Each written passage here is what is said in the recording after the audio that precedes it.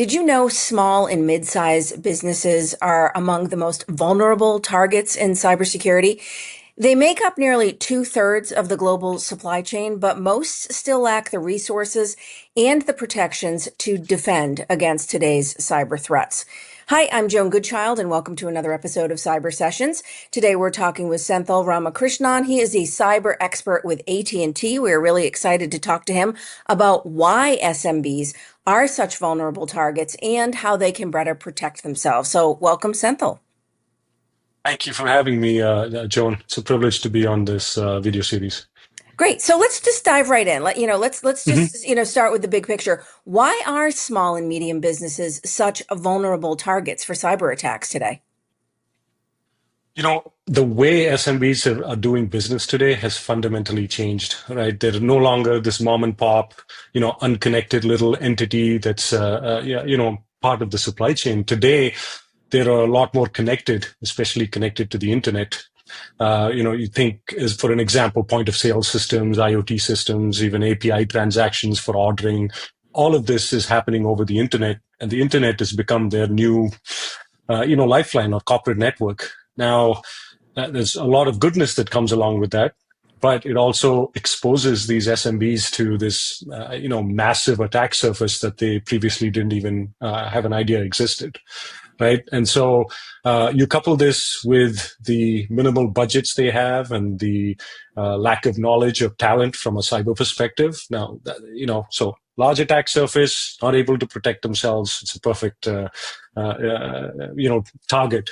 And also, I think SMBs are now very attractive from an attack surface too, right? Everything from customer records, payment details, intellectual property. You talked about the supply chain and how big they are there. And so that also gives indirect access to larger enterprise. So all of this together, perfect target for cyber criminals today. Yeah, the size of these businesses, obviously they can't afford the kind of robust security program, like a Fortune 500 company has a CISO, often several people dedicated to, maybe even executive leadership around security.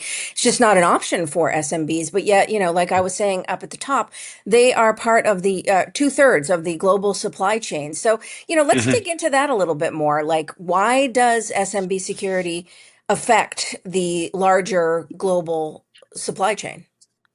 Yeah, I mean, it's they've become so critical to just the global supply chain and they serve as vendors, they're logistics providers, they're IT service partners, they're supplying parts and components.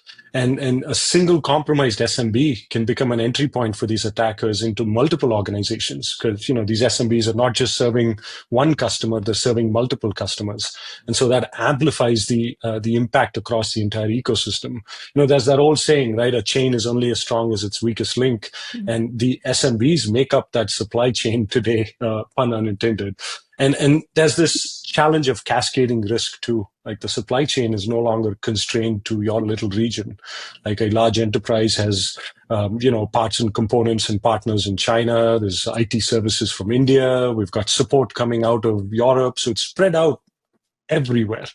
And all of these partners either have to communicate between themselves or are communicating through the large enterprise.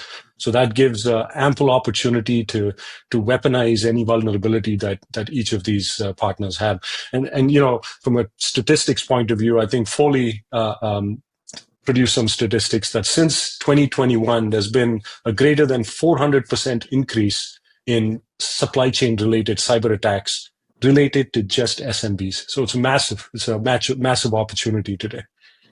Is there any sort of specific or I should say, attack techniques that SMBs are more vulnerable than to, say, your really large organization with that budget we mentioned earlier? Or is it kind of the same tricks packaged up in the same ways? It's just that, it's sort of easier entry point because of the size of the organization. No, I think it's different. It's still a blend of traditional attack methods and newer advanced technologies like AI today. But I think the primary factor is the human factor, or the primary vulnerability is the human factor. I think about 95%, Gartner had this statistic, 95% of SMB related breaches happen due to some type of human error. So, you think of the older tools like, phishing and business email compromise that still exists today. That's probably the most common way of breaching or, breaking into an SMB business. But now AI-powered phishing is there, right? So attackers are using generative AI to craft like highly convincing emails and messages that mimic their customers, their partners, even their own executives to bypass the very basic spam filters that these SMBs are using today. And then it comes down to human trust, right? I see it on my screen. It came from my boss. I'm going to go click on this link, and then boom. You have credential theft, unauthorized software installation. So I think that still continues to be the top threat. The second one I'd call out is ransomware. It's the same attack methodology to get into the systems, some type of intrusion to get in, but now it's a double threat. It's a dual threat. They're not only encrypting your data and holding it ransom, but they're also threatening to leak it. And so they're attacking you from two sides.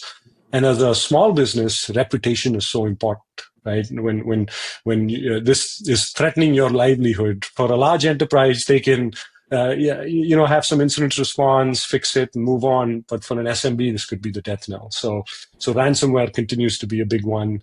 And then the last one I'd call out is because of the lack of knowledge or lack of talent, it's also unpatched systems and the ability to exploit open vulnerabilities, right? We have so much democratization of attack tools these days that within 20 minutes, I can download a set of tools and be able to be up and running compared to, the last decade or so where you need to be an expert at cybercrime to be able to go attack somebody. Right. SMBs often delay these patches and updates due to resource constraints and cost. So it's another reason why they're easy targets. Yeah. I mean, I know we've been talking about the human target, or the human weakness. It just continues to be a huge entry point to them. But then, yes, of course, the patching part of it comes in too. Again, stretched thin, budgets are tight. Maybe we don't always have people on staff to be able to keep systems up to date and handle the patching. So, what kind of recommendations do you have here? We keep hearing, in a lot of conversations like, well, with the adoption of a lot of AI, perhaps some of these things might become easier because we might be able to automate some of these more manual processes now, so that teams can get back to more mission critical kinds of work. I mean, is that what you're hearing too, or what kind of advice do we give to SMBs about the importance of keeping those systems patched and how to accomplish it? No, absolutely. I think tools like AI are working in both for the customer and then across the table for the attackers as well, right? So for an SMB, I think it's pretty critical. I think the first one is training, is trying to fix that human effect or human factor and saying, hey, you need to have the ability to know what devices you have, what software you're putting on your device. Unlike a large enterprise, they don't have the luxury of having a full endpoint detection solution running on all their machines, or a larger XDR or a SOC or something like that. So it comes down to almost personal responsibility to manage what you're doing on your business device. And so, that asset discovery and inventory becomes a personal issue rather than a departmental or enterprise wide situation, right? So I think that's first one is you got to train your people, teach them that when there's a pop-up that says, hey, you got to update your iPad because of a security update is pushed out by Apple, go ahead and do it. That 5 minutes is not going to, the impact of that 5 minutes is much larger than not doing it as well, right? So, the ability to use AI to do automated scanning of what's on your network, I think tools like that is what we need to start looking at. It's becoming a lot more simpler.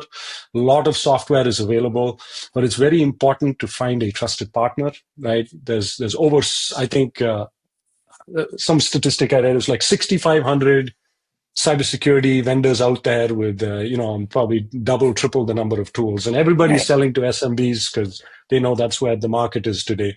So Mhm. trying to find a trusted partner, whether it's a managed security service partner or an IT services company that can help you, I think that's pretty critical as well. And then layering defense, right? If email is one of the major points of attack, then adding some advanced, email protection could be an example. Even the email providers today, you take somebody like a Microsoft or an Office 365 Outlook based solution, they offer capabilities that these SMBs can take advantage of. So it's becoming a lot more easier to implement some of these layered approaches, but that also means you have to educate yourself a little bit.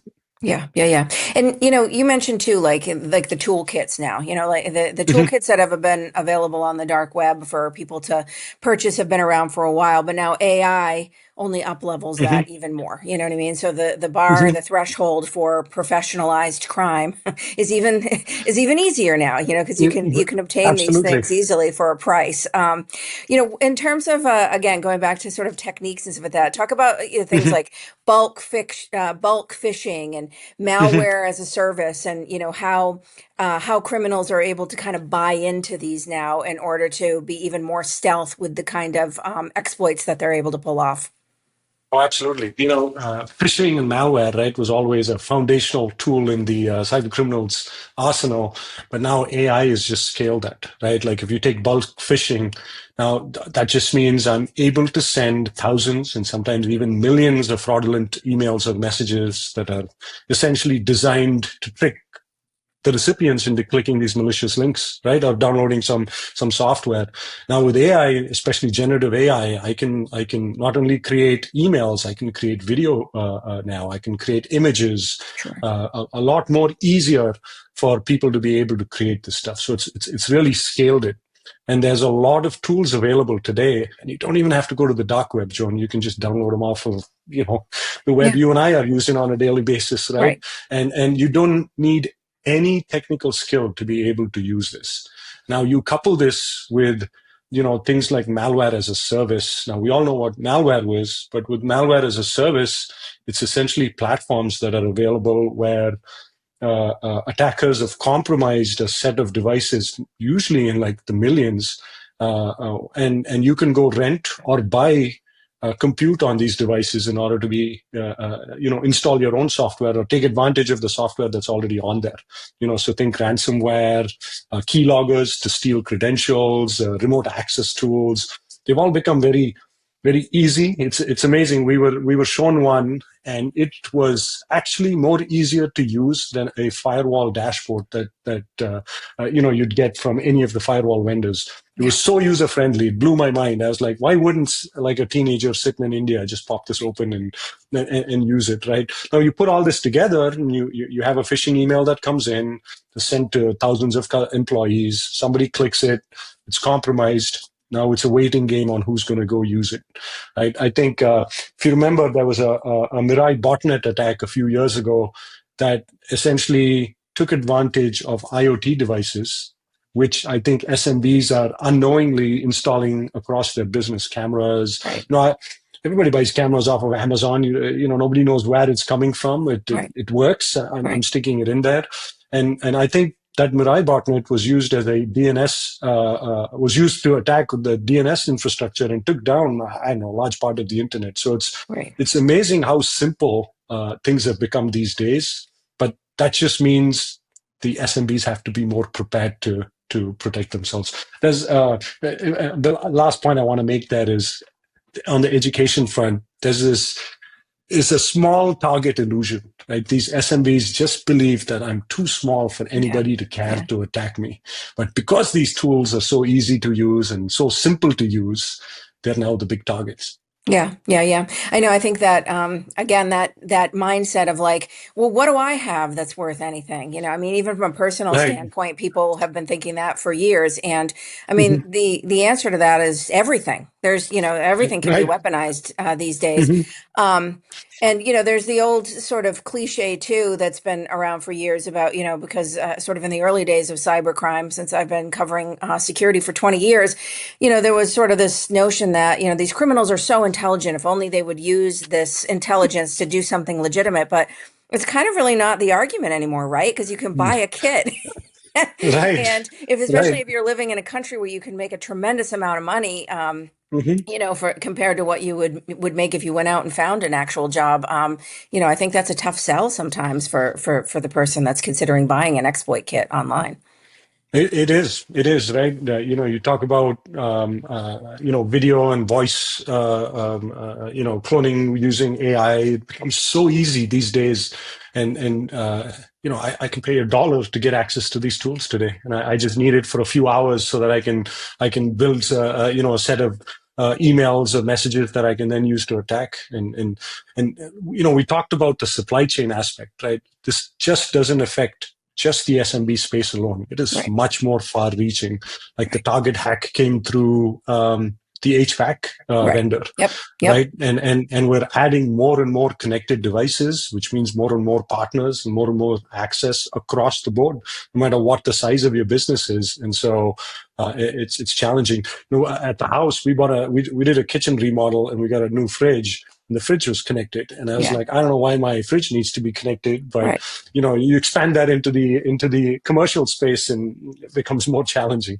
Yep, yep. It's just another entry point. Okay. Now you mentioned a minute ago too, but I want to go back to it too. Like, Mhm. sort of these misconceptions. The I'm too small to be a target. We now know that that is absolutely not true. But are there any other misconceptions out there that you hear among SMB security practitioners, or that there's this idea that isn't necessarily true that we should sort of warn folks about? I think the other one is, compliant regulatory compliance equals security. Yeah. A lot of these businesses have to be, PCI DSS or HIPAA or GDPR if you're global. So they're meeting a lot of these regulatory compliances, but it never guarantees protection of security, Mhm. right? Compliance, again, is a minimum set of standards. It doesn't cover any of the evolving threats like ransomware or phishing, kind of like what we talked about. To me, true security means there's continuous monitoring, there's continuous patching, there's layered defenses beyond just a compliance checklist. So I think that's another one. And then the simplest one to me is antivirus equals security, Yeah. right? Traditionally, everybody's like, "Oh, I got an antivirus on my computer, I'm good to go," and I don't think that's valid anymore. And Right. and the last thing is training. People overlook that training aspect so much. We were talking to, as part of work, we were talking to a SMB customer who was compromised, and they were like, "Oh man, I spent $10,000 on this firewall, and I thought I was good to go, but it came down to user error on whether how it was configured or what got through and what got clicked." So that human error piece, just because I have a piece of technology doesn't mean I'm protected. I got to make sure my humans are trained and are acting intelligently too. Right, right, right. Yeah, and I mean, and it's tough again because budgets are so much tighter too. That Hmm. $10,000 on a firewall. That's big money. I heard for an SMB. And I heard a statistic the other day when I was at an event where Hmm. the person who was speaking mentioned a really massive company that was down for 7 minutes. It was in healthcare, and they were down for seven Hmm. minutes. And the cost of that breach and the being out of so not being able to operate for just that 7 minutes, the Nice. cost to them was in the billions. But for an Right. Hmm. SMB, you know what I mean, where it's like, it's a very different budget landscape and, what Hmm. they're working with, that, that $10,000 feels like a tremendous investment.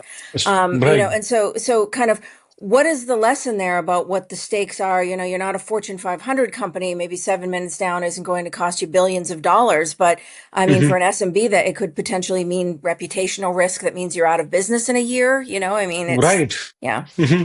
Yeah, the impacts are bigger, right? Like that 7 billion for that enterprise is a big number, but they might have they might have cyber insurance, and so they're Right. covered, or they have some contingency plan. For an SMB, like you said, I think it's reputational damage leading to the death knell of their business, right? One or two partners are compromised, because of them, or if they're not able to fulfill orders or they're losing sensitive data, that could be the end of an SME. And so and it also limits them from scaling, right? I don't think these SMBs want to stay SMBs. They want to kind of grow up the stack, and a cybersecurity breach just takes them back so far that it's almost like restarting to try to get back to where you are. Yeah, yeah. All right. Well, we like to leave people with, some takeaways. So, do you have any recommendations for any of our SMB, affiliated viewers who might be watching? I mean, what are, a couple of things that they could take back to what they're doing today to try to improve their security posture? Oh, no, absolutely. Right. While they might not have like enterprise level budgets, I think there's a few practical steps that they can take, right? Like first one, like I said, it's always number one for me. Teach your staff, train your staff to recognize phishing, social engineering, and suspicious behavior. It's not expensive to do that, a couple $1,000s a year to bring in a training company to go do that. Second one is email filtering, right? Enable multi-factor authentication, add some advanced email filtering into whatever you're using. Last one is have an incident response plan. I think, unfortunately, Joan, you and I know this is not a question of if. Now it's become a question of when am I going to be impacted. So having an incident response plan so that you're ready when the worst case situation happens, both legal, technical, and communication, I think is critical. And then go change your passwords. Yeah. Change them often. I know the Louvre Museum is not a small business, but when I read that their password was Louvre, I was like, what? Yeah, I literally just read that right before we got on to record our episode here, and I was like, you cannot make this stuff up. I was I know. shocked to read that. Yeah, just It's for incredible. those who are watching, for clarification, we're recording at the time when the Louvre was just robbed about a week or so ago, and today in the news it has come out that the password for some of their sensitive systems was literally Louvre. I don't speak French, but yeah. So what's the takeaway there? Sometimes it's the simplest things, you know what I mean? Budget or not, it's the Exactly. simplest thing. Cyber hygiene, right? Exactly. Like cybersecurity is no longer optional. I think it's no matter the size of your business, it's business imperative, right? And SMBs that invest in basic protections and, more importantly, foster a security-aware culture are far less likely to suffer some catastrophic breach. So, Yeah, yeah, great. All right. Well, Senthil from AT&T Cyber Expert, thank you so much for joining us today. It was great having you as a guest. thanks for having me. All right, great. And thanks to you for watching. If you liked what you saw and you want to see some more episodes of Cyber Sessions, we encourage you to like and subscribe and follow along for more. For now, I'm Joan Goodchild. See you next time.